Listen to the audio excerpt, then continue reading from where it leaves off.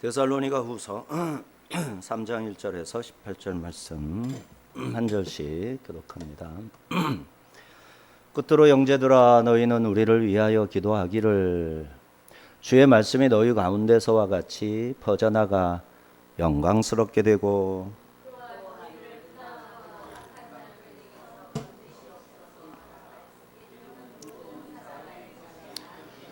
주는 미쁘사 너희를 굳건하게 하시고 약한 자에게서 지키시리라. 너희에게 대하여는 우리가 명한 것을 너희가 행하고 또 주께서 너희 마음을 인도하여 하나님의 사랑과 그리스도의 인내에 들어가게 하시기를 원하노라.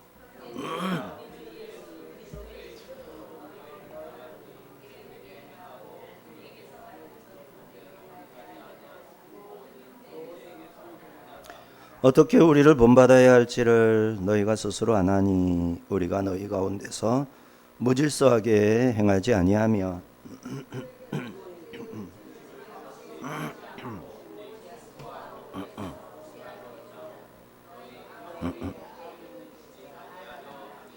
우리에게 권리가 없는 것이 아니요 오직 스스로 너희에게 분을 보여 우리를 본받게 하려 함이니라.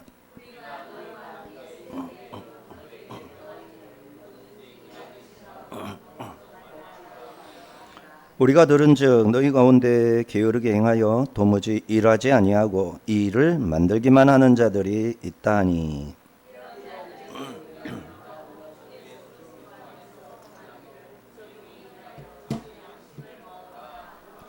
형제들아 너희는 선을 행하다가 낙심하지 말라.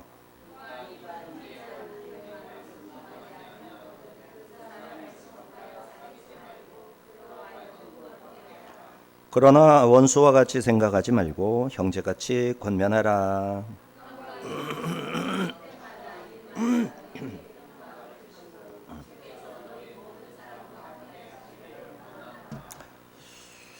나 바울은 친필로 문안하노니 이는 편지마다 표시로서 이렇게 쓰노라. 우리 주 예수 그리스도의 은혜가 너희 무리에게 있을지어다. 자, 데살로니가 후서 벌써 3장 마지막이에요. 1장은 환난 중 성도를 향해서 격려해주고 2장은 재림의 징조와 심판에 대해서 잘못된 이해를 바로잡아주고 3장은 올바른 재림 신앙을 가진 성도들이 합당히 살아야 할 모습, 태도를 교훈하는 내용입니다.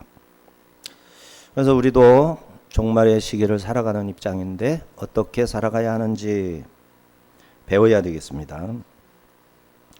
바울은 데살로니가 성도들에게 재림 신앙을 빙자해서 무질서, 규모 없이, 개역 성경에서는 규모 없이 행했다 그래요. 무질서하게 행하거나 직업을 버리는 등의 게으른 자들 멀리하라. 이들은 차분히 생업에 종사하며 자기 힘으로 먹을 양식을 얻어야 한다 명령을 합니다. 그리고 마지막 데살로니가 서의 전후 포함한 모든 데살로니가 서의 마지막에 성도들의 평강을 위한 기도, 친필로 문안하고 축도하고 편지를 마칩니다. 먼저 1절 2절에서는 사도직을 수행하는 자신을 위해 기도해달라 하는 영광스럽게 복음이 전파되도록 기도해달라는 당부의 말 1절 2절입니다. 끝으로 형제들아 너희는 우리를 위하여 기도하기를 주의 말씀이 너희 가운데서와 같이 퍼져나가 영광스럽게 되고 또한 우리를 부당하고 악한 사람들에게서 건지시옵소서 하라. 믿음은 모든 사람의 것이 아니니라.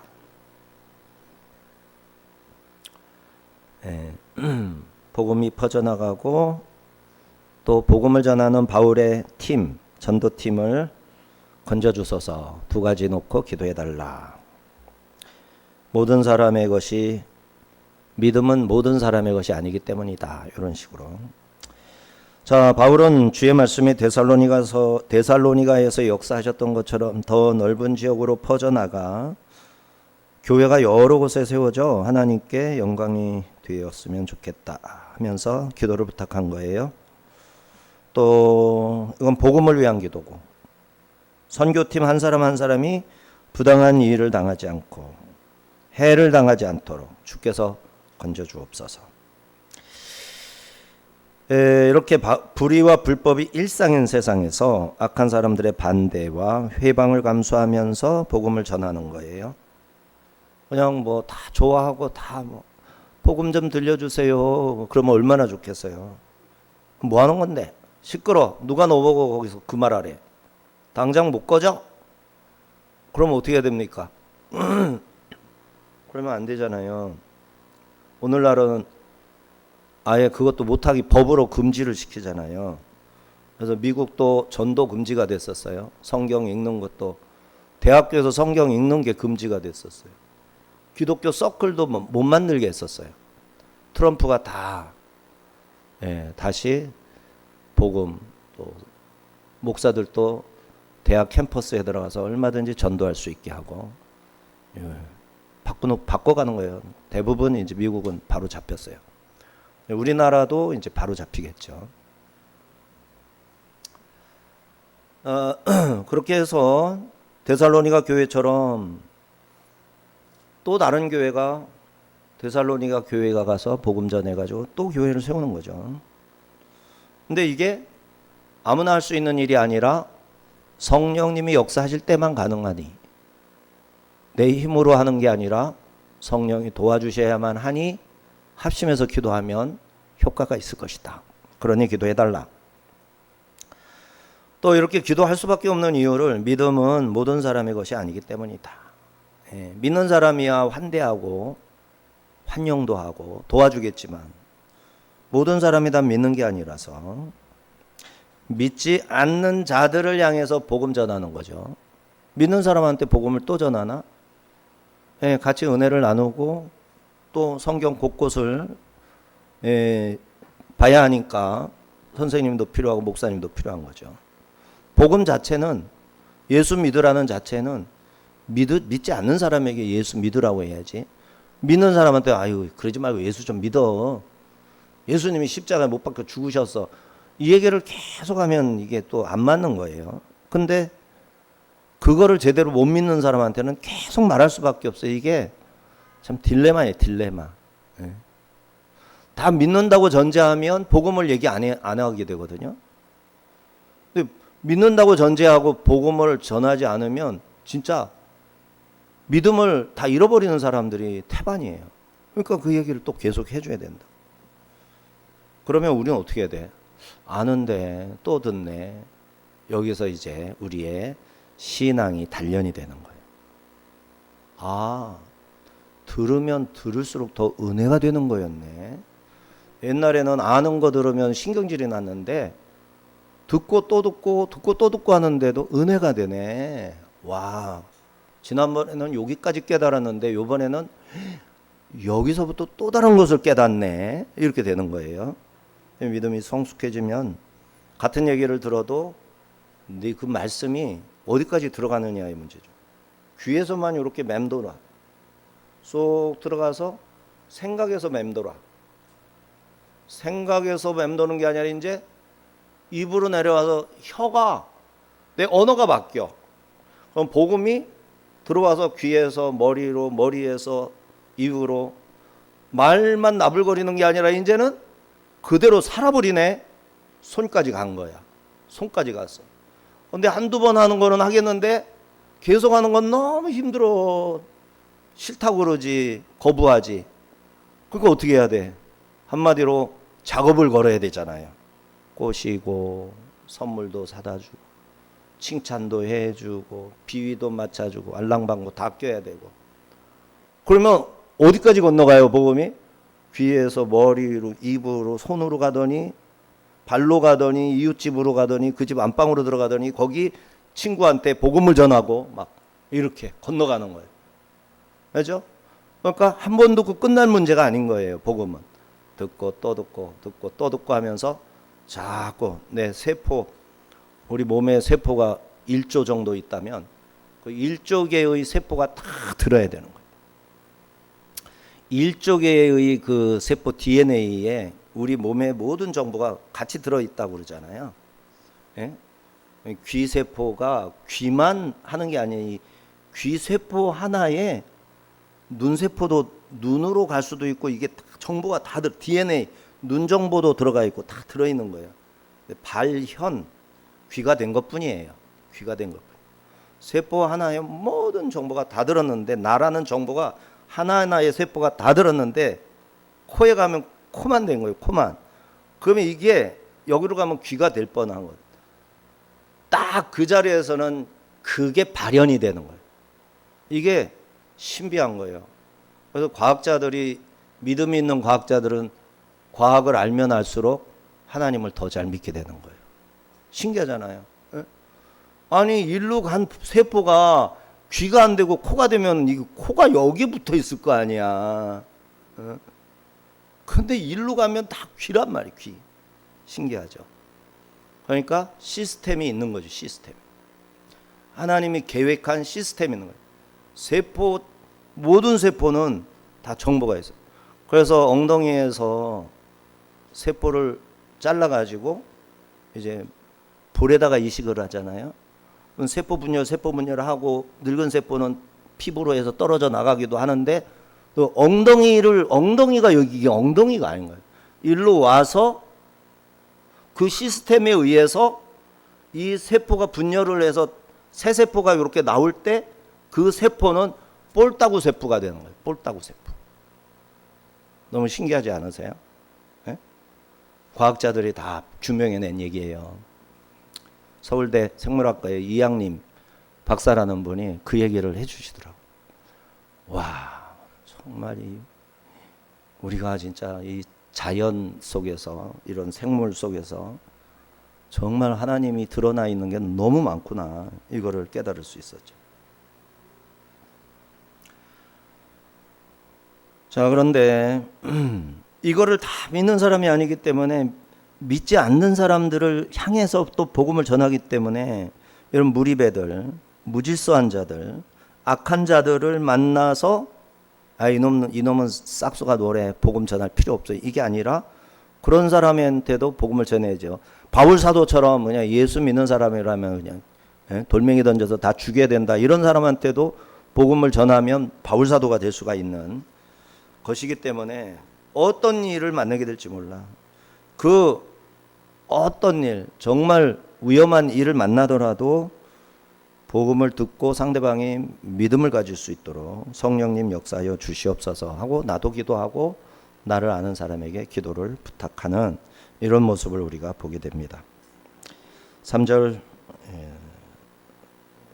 5절까지 주는 미쁘사 너희를 굳건하게 하시고 악한 자에게서 지키시리라. 너희에 대하여는 우리가 마땅히 명한 것을 너희가 행하고 또 행할 줄을 우리가 주 안에서 확신하노니 주께서 너희 마음을 인도하여 하나님의 사랑과 그리스도의 인내에 들어가게 하시기를 원하노라. 자, 기도를 부탁한 다음 곧바로 어떤 기도를 자기는 어떤 기도를 하고 있는지 그 데살로니가에 대한 무엇을 신뢰하고 믿고 있는지를 말해주는 거예요. 그리고 나서 그들의 마음이 하나님의 사랑과 그리스도의 인내에 들어갈 수 있도록 해달라고 하나님께 그들을 위해서 기도하는 거예요. 그러면은 이걸 기도해달라고 그랬죠. 데살로니가한테 복음을 위해서. 데살로니가 교회에 복음이 들어가서 하나님이 영광 받은 것처럼 데살로니가 교회에서 출발한 복음이 곳곳에 교회를 세워 하나님께 영광을 돌리게 해달라고 복음을 위해서 기도했죠. 그 다음에 두 번째 기도 뭐 해달라고 그랬죠. 복음을 전하는 전도팀들이 전도할 때 믿지 않는 사람들을 만나게 될 것이고 믿지 않는 사람들을 만났을 때 위험에 처하게 되는데 그 위험에서 건져 주옵소서. 이걸 기도해달라고 그랬죠. 그 다음에 나를 위해서 기도해만 하는 게 아니라 나는 너희들을 위해서 어떤 기도를 한다. 이걸 말하고 그리고 너희들을 내가 이렇게 신뢰한다. 말하는 거고 또 그렇게 말해준 다음에 하나님께 다시 기도를 하나님의 사랑 안에 그리스도의 인내 안에 데살로니가 성도들의 마음이 그 속으로 들어가도록 하나님의 사랑 안으로 데살로니가 성도의 마음이 사랑 안으로 쏙 들어가도록 그리스도의 인내 안으로 인내의 안으로 데살로니가 성도들의 마음이 쏙 들어가도록 하여 주옵소서 하고 기도하는 내용이에요. 누구에게 기도드리나 했더니 미쁘신 주 피스토스 대 에스틴 호 퀴리오스. 피스토스가 미쁘다, 신뢰하다. 퀴리오스 주에서 미쁘신 주에게 기도하는 거예요. 그리고 신실하시고 미쁘신 주님이시니까 데살로니가 교회 성도들을 믿음직스럽게 굳건하여 흔들리지 않게 해주실 거예요. 또 신실하신 주님께서는 데살로니가 성도들을 악한 자에게서 지켜주실 거예요. 필락세이. 그래서 악한 자 투포네로 했는데 사탄을 말하는 겁니다. 사탄은 부당하고 악한 사람들 배후에서 그들의 영을 지배하는 원흉이다. 미쁘신 주께서 그 악한 자들에게서 그 사탄의 원흉인 악한 자의 악함의 원흉인 사단으로부터 믿는 자들을 미쁘신 주님이 지켜주실 것이다. 이런 내용이죠.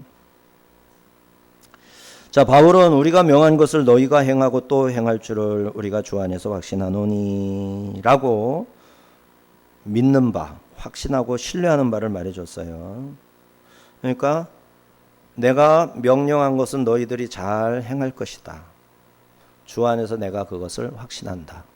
바울 사도는 데살로니가 교회 성도들이 자기가 지시한 대로 형제를 사랑하라. 서로 사랑하리라.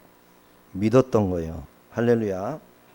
우리도 그래야 돼요. 이용재 목사님 말을 잘 들어야 되지만 그거는 안 된다면 주님 말씀이라도 철저히 지켜야 됩니다. 이는 데살로니가 성도들을 격려하기 위해 근거 없는 기대를 확신의 형식, 근거 없는 확신, 미리 확신하는 거죠. 중국식으로. 중국은 미리 얘기하는 거라며요. 중국의 사고방식이 그랬대. 다 거짓의 영에 사로잡히니까 그렇게 되는 거예요.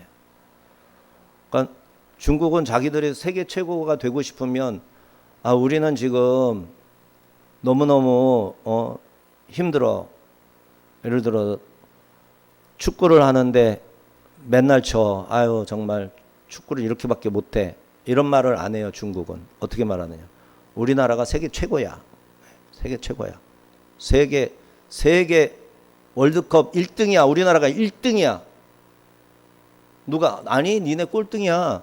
아니 우리 1등이야. 우리 1등이야. 아니 너네 꼴등이라니까. 아니라고 우리 1등이라고. 우리가 우승했다고.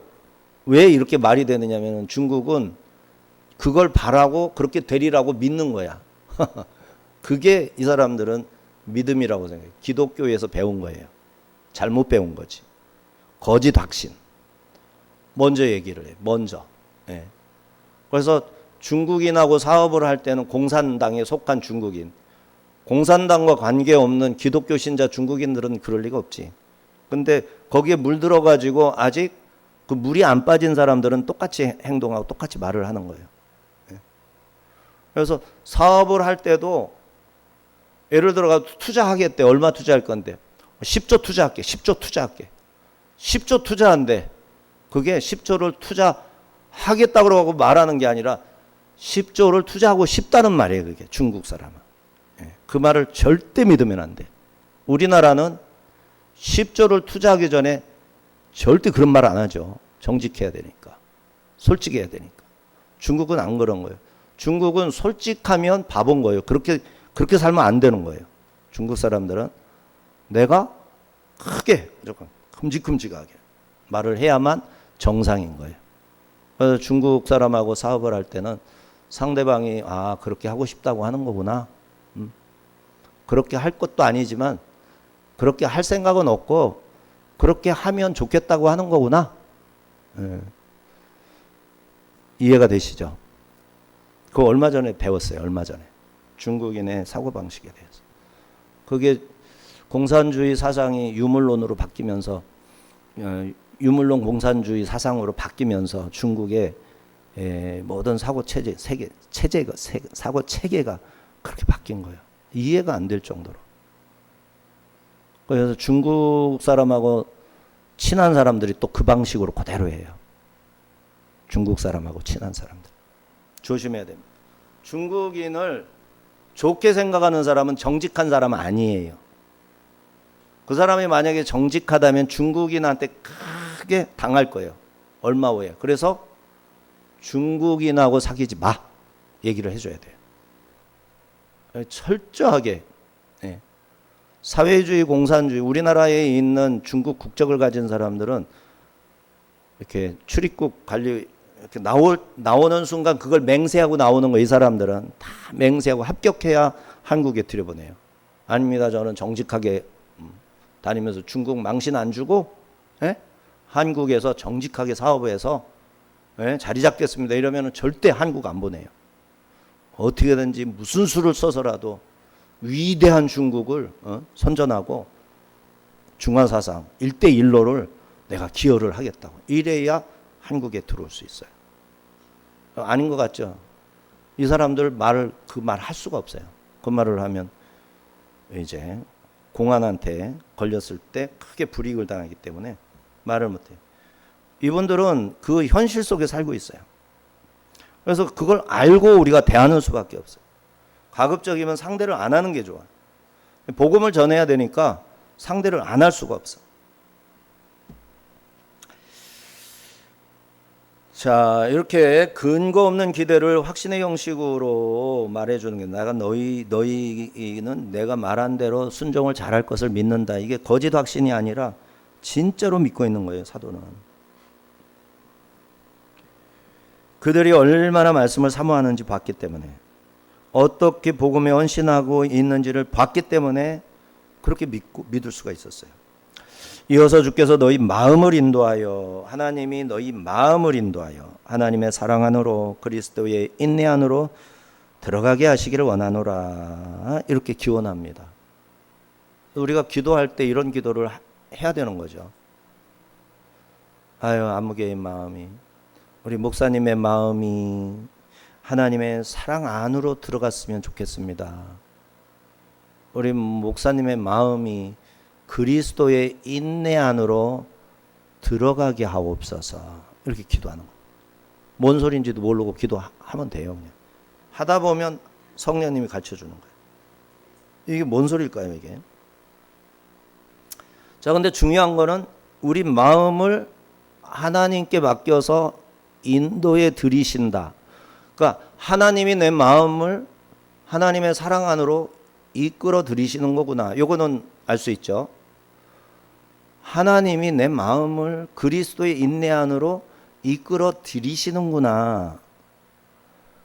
예수님처럼 참을성 있고 인내심 있게 복음 위에 서 있는 거, 하나님이 내 마음을 끌고 예수님의 마음으로 끌고 들어갈 때, 그 안으로 끌고 들어갈 때 되어지는구나. 요거를 알게 되는 거예요. 그리고 그걸 믿고 그런 식으로 기도하는 거예요. 잘 안 되는 것 같아요, 나는.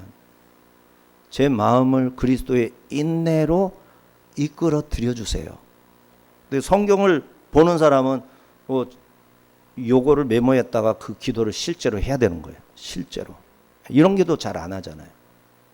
근데 이 단어를 이렇게 사용하면서 두리뭉실하게 기도는 우리가 많이 할 수 있어도, 요렇게 단어를 성경에 있는 그대로 기도한다면 성령님이 얼마나 기뻐하겠어요. 아우, 이 친구 봐라. 바울처럼 기도하네. 우와, 가능성 있어. 뭐가 돼도 되겠어. 싹을 보면 알지. 이러고 막 성령님이 얼마나 좋아하실까. 자, 6절 15절은 바울이 게으른 자들, 즉 일하지 않고 다른 사람의 수고에 의존하는 자들을 꾸짖는 내용이죠. 그들은 스스로 수고하며 생계를 유지했던 바울의 모습을 따르라 권하면서 일하기 싫어하거든 먹지도 말게 해라. 강력한 원칙 선포합니다. 6절입니다. 형제들아, 우리 주 예수 그리스도의 이름으로 너희를 명하노니 게으르게 행하고 우리에게서 받은 전통대로 행하지 아니하는 모든 형제에게서 떠나라. 그러죠. 게으른 자에게서 떠나라. 누가 게으르면 같이 붙어 있지 말아라 이 말이죠. 떨어져. 게을러 터진 놈하고 같이 붙어 있지 마. 누구의 명령? 바울이 누구의 이름으로 명령했어요? 정확하게 우리 주 예수 그리스도의 이름으로 너희를 명하노니. 게으른 자, 이 여기에 게으름은 하나님의 말씀을 듣고도 도무지 실천할 줄 모르는 자를 말하는 거예요. 바울이 설교하는데도 들은 거랑 안 들은 거랑 차이가 없는 자, 이런 자를 게으르다고 한 거예요. 사실은 그런 사람은 대체적으로 뭣도 게을러, 생활도 게으른 거는. 근데 본질적으로는 그런 게으름 아주 늦고 천천히. 그래서 이 게으른 것으로 보지 말고 아 얘는 참 신중하네 이렇게 보라고 그러잖아요. 심리학에서. 그래서 그렇게 해야 그 사람에게 소망이 있는 거니까 그런 거는 그렇게 해결해서 잘 효과 있게 지도를 해주고, 그러면서도 하나님의 말씀을 듣는 둥 마는 둥, 주님의 말씀이 선포되는데 정신을 번쩍 차리고 귀를 모아야 되는데 게을러 터져가지고 귀를 안 모아. 너는 떠들어라. 나는 나 생각하는 거 내가 계속 할란다. 이거 게으른 거예요. 이런 걸 게으르다고 하는 거거든요. 그러면서 우리에게서 받은 전통대로, 예수님을 믿는 전통. 어떤 전통이 있었을까 이 당시? 전통. 토요일에는 회당에 가는 전통이 아직 살아있었어. 나중에 바뀌어요. 안식 후 첫날, 주일날에는 어떤 전통이 생겼어요? 자기들끼리 모여, 믿는 사람들이 모여가지고 성찬식을 해. 성찬식을 하고 그 다음에 말씀을 읽어. 말씀을 읽고 누가 말씀을 전하고. 이 전통. 이것을 행하지 아니하는 자에게서 어떻게 해라? 같이 있지 말아라. 떠나라. 근데 떠난다고 해서 원수가 되지는 말아라. 형제라고 인정을 해주고 같이 사귀지 말고 수치를 느끼게 해라. 한마디로 왕따시켜라. 그러니까 이지매시켜라. 왕따시켜라. 차별 대우하라. 그래서 이제 이 인문학에서는 차별 대우하면 안 되잖아요. 왕따해서도 안 되고. 그러면서 왕따 많이 하죠. 기독교인들은 다 왕따시키잖아요. 소양 왕따시키고 유승준 왕따시키고 악마화시키고. 그 유승준 같은 친구를 그거 미국에서 어릴 때부터 커가지고 한국에 방위 갔다 오는 것도 모르고 군대 갔다 오는 것도 모르고 몇 년 하는지도 모르고 그러던 애가 어리버리하고 있다가 그만 간다고 그래 놓고서 미국 가서 한번 알아봐야 되지 않아? 그러면서 갔다가 도망간 걸로 돼가지고 이번에 해결됐나 모르겠어요. 악마가 됐잖아요. 매국노가 됐잖아. 근데 실제로 저 위에 정치인들 높은 데 있는 자녀들은 미꾸라지 새끼 마냥 요리 빠지고 조리 빠지고 면제받고 참나 그 짓거리 다 하면서 자기네들한테 불똥이 튀길까봐 누기를 그냥 밟은데 또 밟고 깐데 또 까고 그러는 거예요. 기독교 신자들한테 약점을 뒤집어 씌워가지고 요런 악의적인 게 있어 없어요? 있어요. 너무 순수하게 그러지 말아요. 세상이 녹록지 않다는 걸 알아야 됩니다.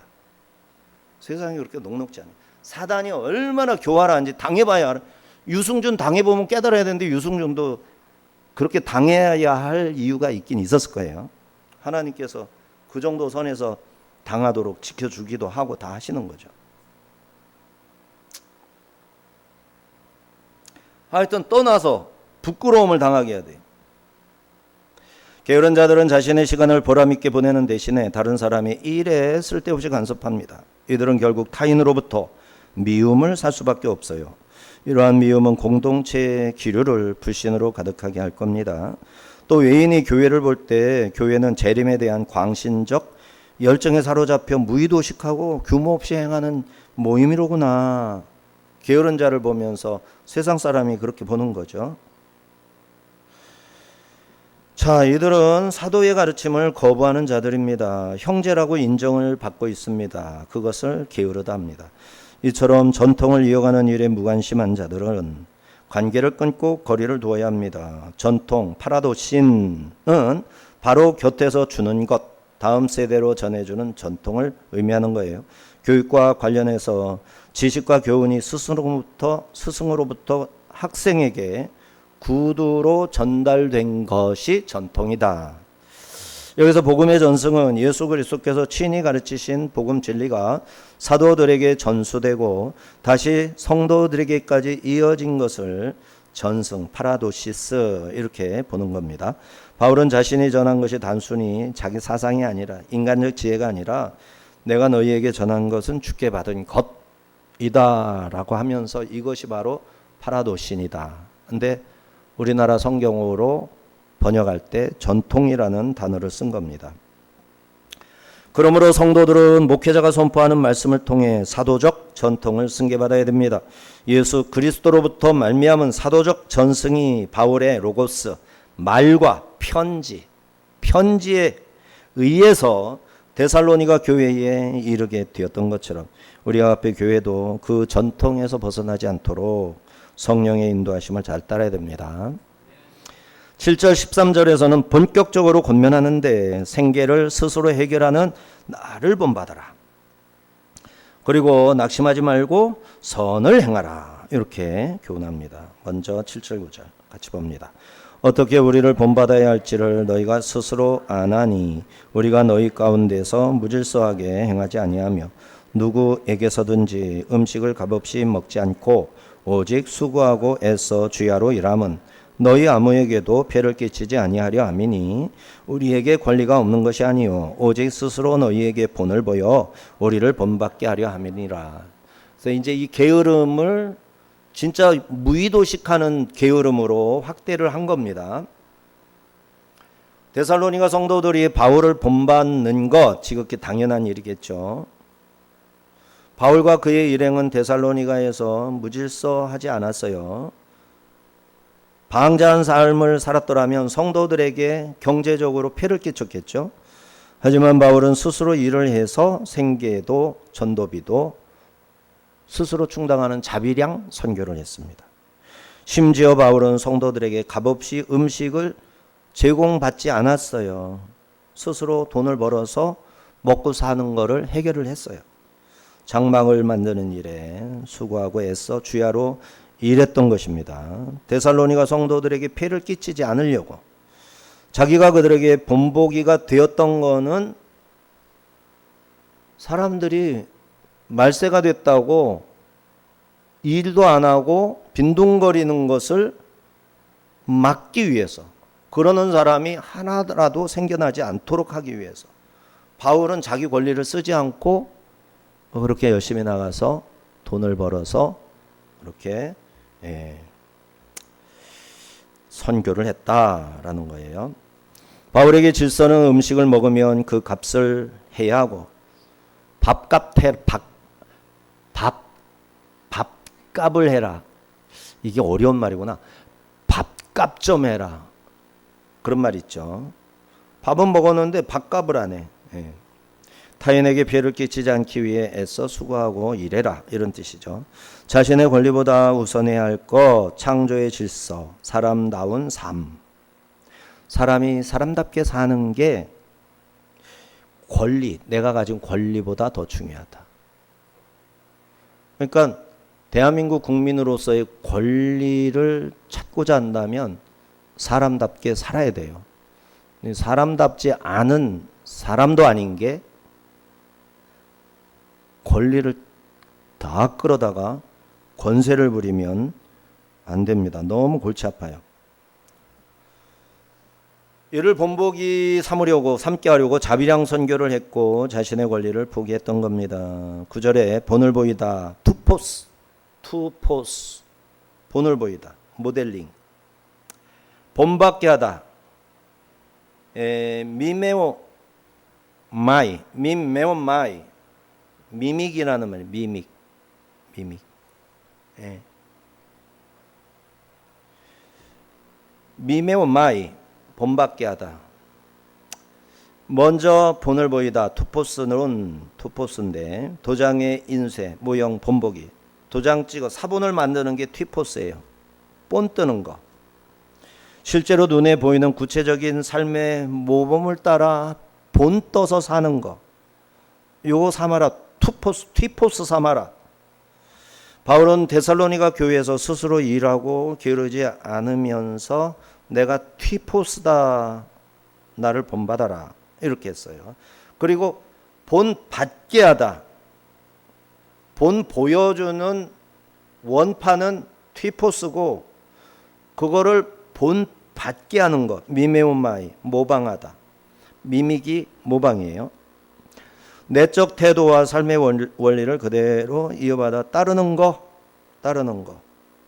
따르는 자의 중심으로 생각하면 미메오마이.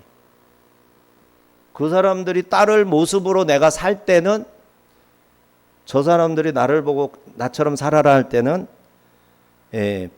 튀포스. 바울은 자신의 권세를 내세워 성도들을 강제하지 않습니다. 오히려 모범을 보여주고 그 모범을 하나씩 따라오게 하는 거예요. 그래서 이게 설득과 선동의 차이가 있죠. 설득이라는 것은 그 사람이 결정하도록 조금씩 말을 해주는 거예요. 이 사람이 결정하는 거예요. 나는 이 사람의 결정을 돕는 거예요. 이건 이렇게 되고 저건 저렇게 되고 요건 요거고. 설득하는, 설교도 설득 설교가 있어요. 하나님의 말씀이 이거예요. 이게 왜 하나님의 말씀이면 보세요. 성경. 역사적으로 이렇고 현실적으로 이렇고 하나님 말씀이잖아요. 어떻게 하면 좋겠어요? 뭘 믿어야 되겠어요? 설득형. 선동은 뭐예요? 다 정해놓고 이 사람은 생각할 게 없어. 이 사람 생각할 것까지 다 말을 해. 그러고 이거 안 하면 너 죽어. 큰일 나. 안 돼. 선동인 거예요. 설득과 선동의 차이예요. 그래서 기독교 지도자들 중에서 선동이 이제 카리스마가 있어요. 선동은 카리스마 커요. 선동의 방식으로 이제 설교를 하는 스타일이 있고 설득의 방식으로 설교를 하는 스타일이 있어요. 본문마다 틀려요. 성경 본문이 설득을 하면 설득을 시켜야 되고 성경 본문이 선동적으로 일방적 명령을 하고 있으면 다른 거 안 봐줘. 그냥 하라면 해야겠죠. 까라면 까야겠죠. 하나님이 뭐라고 그러셨습니까? 어떻게 해야 되겠습니까? 순종해야 되겠죠. 이게 본문이 그렇게 말하면 그런 설교를 하고 본문이 그게 아니라 사랑하는 자녀들아 생각해 봐라 이렇게 나오면 설교 자체가 설득형으로 나가야 되는 거예요. 이게 성경 설교라고 그러는데 성경 설교. 성경 내용으로 설교하는 거예요. 성경의 선지자처럼 설교하는 거예요. 이래야 돼요. 선지자는 막 두드려 패고 있는데 설교자는 좋은 말만 늘어놓고 있네. 아이고 그러다가 큰일 날 수도 있겠죠. 뭐 이러면서 안 되는 거예요. 이게 거짓 선지자인 거예요. 그대로 해야 돼요. 말은 다르게 표현이 돼도 이해가 가능하도록 달리 표현은 해주지만 어조, 문맥, 중심 사상, 중심 주제는 성경대로 가야 되는 거예요. 설교 준비가 어려운 거예요. 대충 설교하고 그냥 적당히 해서는 안 되는 거예요. 날아가는 시간이 날아가. 주님이 설교자를 통해서 말씀을 하셔야 되는데 아까운 시간이 다 날아가는 거예요. 성도는 살아있는 말씀을 듣고 살아있는 말씀이 내 속으로 들어와서 내 뼈를 새롭게 하고 내 세포를 새롭게 하고 내 생각과 정신을 하나님이 주도적으로 고쳐나가고 나는 거기에 순종을 하고 굴복하고 적극적으로 참여해서 그리스도의 사람이 되어가야 되는데 이게 중단되면 너무 아깝잖아요. 예? 그러면 안 되잖아. 그래서 예배를 정말 협조적으로 드리셔야 됩니다. 그런 정신으로 예배 드려야 돼요. 성령님이 내 속에서 역사하시도록 나를 열어서, 그죠? 하나님의 말씀에 계속 아멘을 선포해야 돼요. 속으로 하면 돼, 속으로. 겉으로 해도 돼. 누가 안 말려. 아멘 하면서 계속. 이 아멘이라는 말로 내 세포들한테 명령하는 거야. 너 정신 똑바로 차려. 아멘 하면서. 누나, 순종해. 자꾸 까무려 하지 마. 눈꺼 풀어. 네 주제를 알아. 네가 몇 그램이라고 그렇게 무게를 지금 가짜로. 정신 차려. 이렇게 하는 거예요. 고마가. 정신 차려. 닫지 마. 크게 열어. 말씀이 안 들리잖아. 네가 자꾸 닫아가지고 막 아멘 소리 하면서 세포한테 명령을 하는 거예요. 성령께 나를 맡기는 거예요. 예배 현장이 그래야 돼요. 네, 하나님과 나 한 사람 한 사람이 다 소통이 돼야 돼. 소통. 바울은 이렇게 자신의 권리를 포기함으로 뭐를 얻었나? 이렇게 자기를 본받아서 자발적으로 따라오도록 본을 보여주는 일을 했던 거죠. 그래서 성도들이 본을 본 거예요. 그럼 어떻게 됐을까요? 자기가 권리를 다했다면, 나 사도니까 왜 밥을, 지금 몇 시인데 밥을 안 갖고 와? 지금 시간이 몇 시야? 시간이.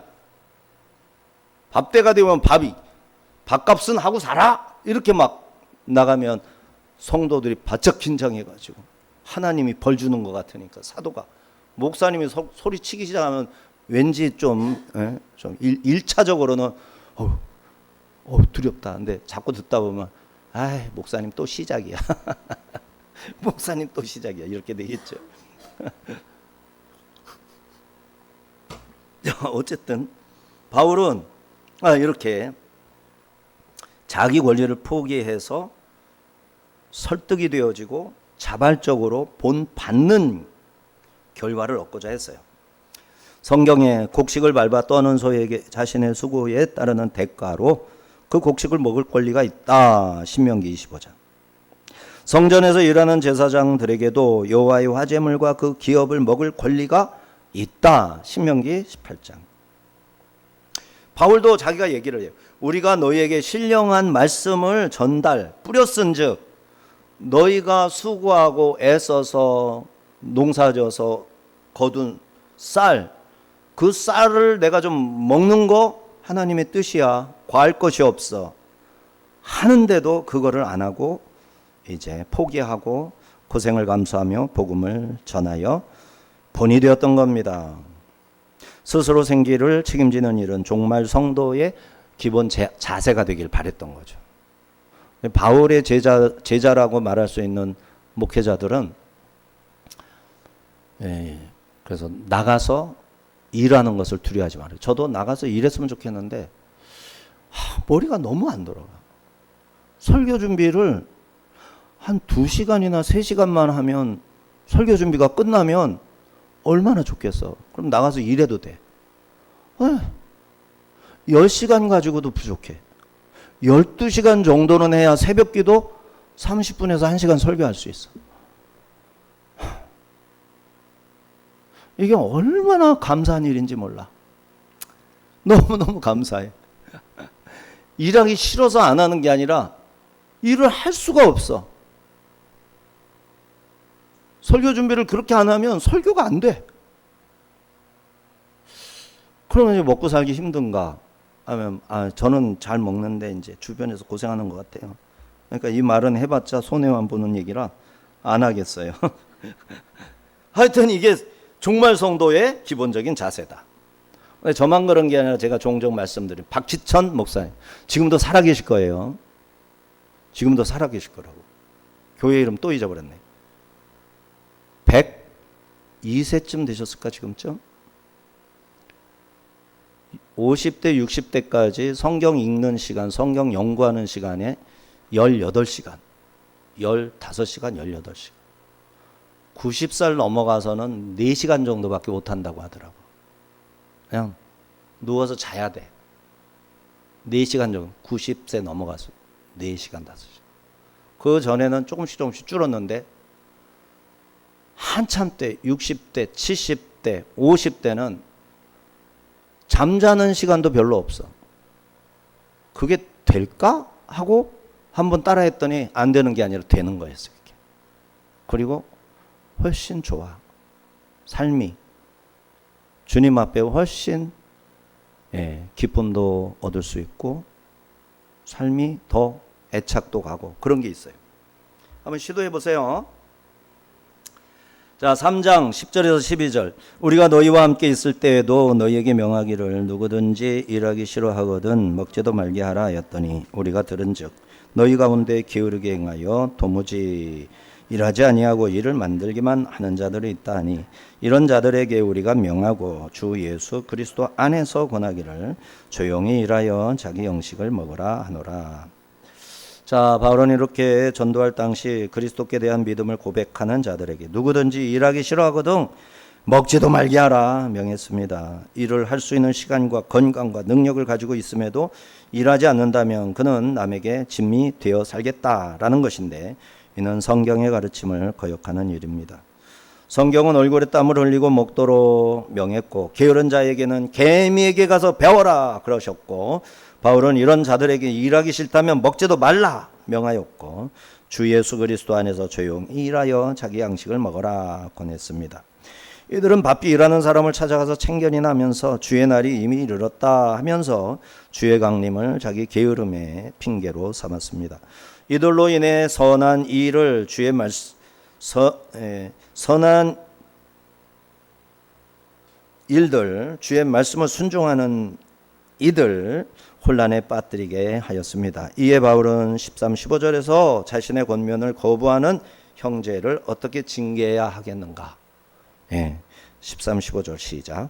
형제들아 너희는 선을 행하다가 낙심하지 말라. 누가 이 편지에 한 우리 말을 순종하지 아니하거든 그 사람을 지목하여 사귀지 말고 그로 하여금 부끄럽게 하라.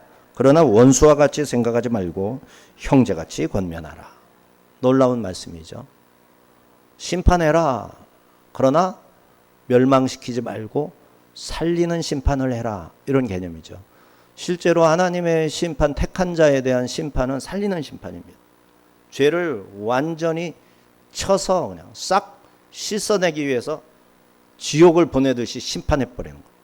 그리고 나서 다 씻어난 다음에 건져내시거든요. 요거는 특별 사역 중에 또 특별 사역이에요.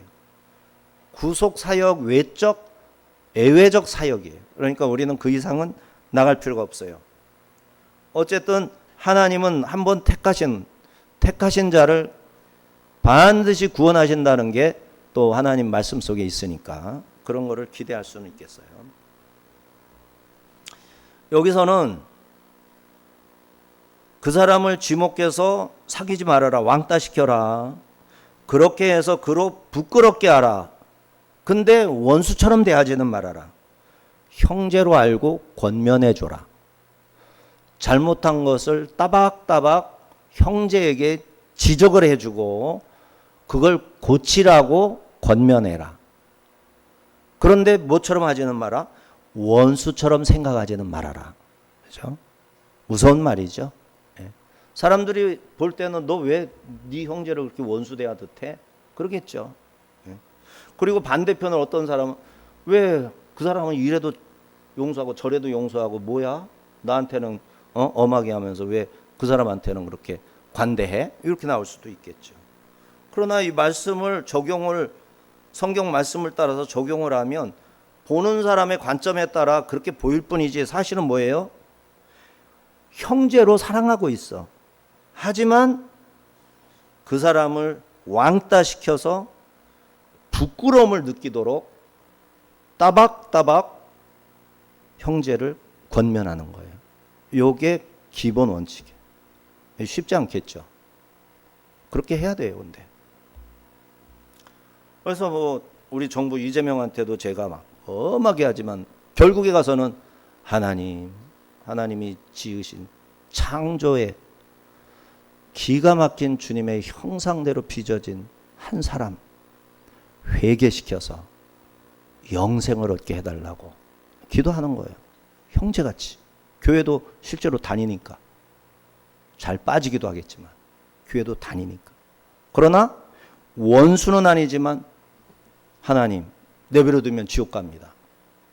버려달라고, 감옥에 쳐넣어달라고, 당장 끌어내고 지보다 더 지독한 놈을 만나가지고 두드려 맞아가지고 혼비백산해가지고 눈끌 빠지기면서 깜짝 놀라서 아이고 나 이러다가 지옥 가겠구나. 정신 차리고 돌아오게 하옵소서. 이런 자세가 있어야 돼요. 근데 사람들이 들을 때 와 우리 목사는 왜 저래? 에? 무서워서 죽겠네. 저런 식으로 기도하는 거야? 막 사람을 저주하는 거야? 와 무서워, 와 무서워. 그렇게 오해하지 않았으면 좋겠어요. 사랑으로. 그런데 좋은 말만 늘어놓으면 지옥 가라는 얘기가 되니까 엄하게 꾸짖어가지고 정신 차려서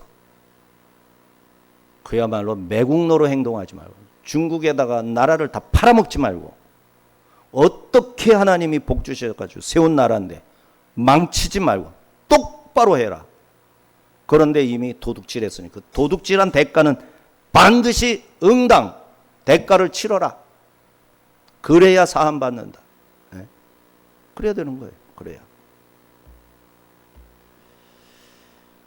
자, 주님께서는 낡아지지 아니하는 배낭에 구제의 보물을 채우라 말씀도 하셨습니다. 그래서 때가 이르면 거둘 것이니 서늘해 가다가 낙심하지 말고 반드시 끝까지 선을 행하라. 선이 뭐예요? 그런 일을 하는 거예요. 게으른 자 꾸짖는 거죠. 이게 선이에요. 근데 이게 힘들단 말이에요. 욕도 먹고 비난도 받고 저항도 받고. 그게 선이니까 하는 거예요. 꾸짖는 거예요. 계속해서 꾸짖어. 그런데 속에는 형제에 대한 사랑으로 가득해야 돼. 이게 되겠냐고 이게. 말을 들어먹어야 사랑하지. 너 나를 무시해? 내가 뭘 했어? 너는 왜 내가 아무리 말해도 못 들은 채 하는 거야? 이놈 하면서 덤벼들기 쉽죠. 사랑을 잃어버리지 말아라 하는 거죠. 낙심하지 말아라. 자, 그리스도인들은 교회의 일원으로서 의무가 있었습니다. 당시 그리스도인은 로마 사회에서 인기 없는 소수에 불과하여 이웃들은 그들을 싫어했고 교회가 확대되고 세력이 커지는 것을 막으려 했습니다. 어떤 자들은 좋지 않은 소문을 지어내 교회에 대한 근거 없는 소문을 퍼뜨리기도 했어요. 이에 바울은 시대가 그럴수록 소문을 반박할 수 있을 만큼의 바른 삶을 살라 했습니다. 이러한 이유로 신약 성경에 윤리적인 권면이 많이 등장하고 있지요. 데살로니가 교회에도 게으른 자들이 남의 일에 간섭하여 교회에 오명을 끼쳤습니다. 바울은 그들에 대해 취해야 할 조치를 말합니다. 그 사람을 지목해서 사귀지 말고 부끄럽게 하라. 사회적 접촉을 금한 것이죠. 자기 행위가 그리스도의 이름에 합당하지 못한 것을 깨닫도록 바른 정신으로 돌아오도록 꾸짖어라. 하지만 그들을 원수나 이방인과 세리처럼 생각하지는 말아라. 형제처럼 대해주어서 신앙 공동체의 일원으로 책임을 다할 수 있는 길로 인도하라 하시는 겁니다. 문란한 문제들로 고심해야 했던 고린도 교회에서는 어떤 형제라 일컫는 자가 그리스도인이라는 이름에 전혀 어울리지 않게 살 때 그를 그리스도의 사귐에 참여하지 못할 불신자로 여겨라 까지 한 말씀도 있어요. 불신자처럼 대해줘라 이런 뜻이죠. 16, 18절 같이 봅니다.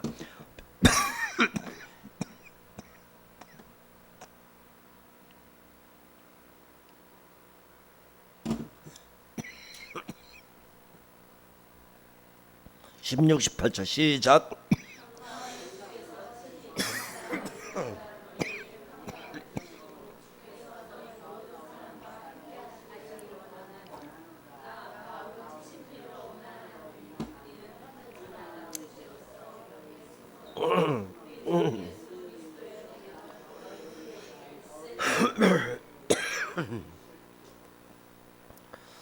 평강의 하나님 이르지 않고 평강의 주로 기록하고 있죠.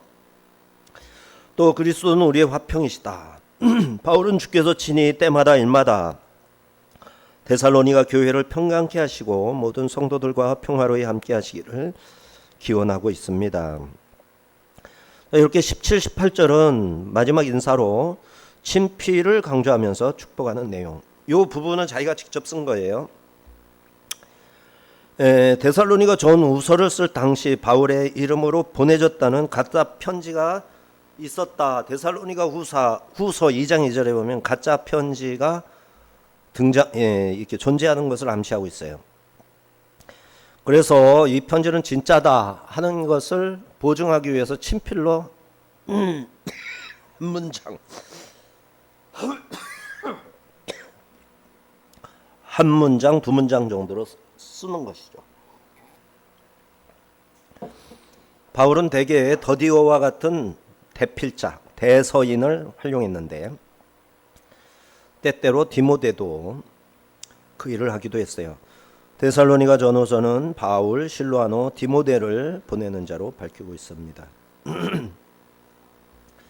18절의 축도는 데살로니가 전서 5장 28절과 같고 로마서 16장 24절과도 같아요. 그래서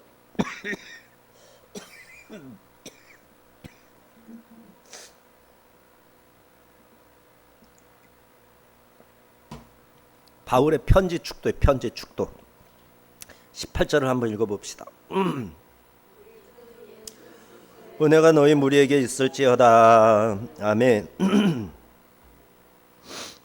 사랑하는 성도 여러분, 오늘 우리는 데살로니가 후서 말씀을 통해 종말을 살아가는 성도의 합당한 삶을 살펴봤습니다. 게으르고 무질서하게 행동하는 자들을 경계하고 선을 행하다가 낙심하지 말라 권면합니다. 우리가 세상 살아가면서 믿음을 지키고 선도 행하는 일 결코 쉽지 않습니다. 때로는 우리의 선한 의도가 오해되고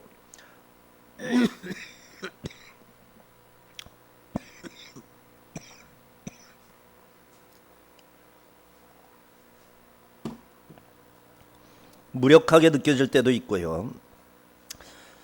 그러나 기억하십시다. 평강의 주께서 친히 때마다 일마다 너희에게 평강을 주시고 주께서 너희 모든 사람과 함께 하시기를 원하노라 하셨습니다. 우리 평강은 세상 조건에 있지 않고 오직 주님으로부터 나옵니다. 바울이 자신의 편지에 직접 서명해서 친필 권위를 부여했듯이 우리 주님께서는 자신의 모든 약속에 친히 서명하시고 보증하시는 거예요. 예수 그리스도의 은혜는 오늘을 살아가는 우리에게 충분하게 넘칩니다. 우리가 주님 안에서 성실하게 일하고 서로에게 본이 되며 선을 행하는 삶을 포기하지 않을 때 주님의 평강이 우리 삶에 가득하게 될 겁니다. 이 말씀에 순종하며 선을 행하다가 낙심하지 않는 믿음의 백성이 되시기를 간절히 축원합니다.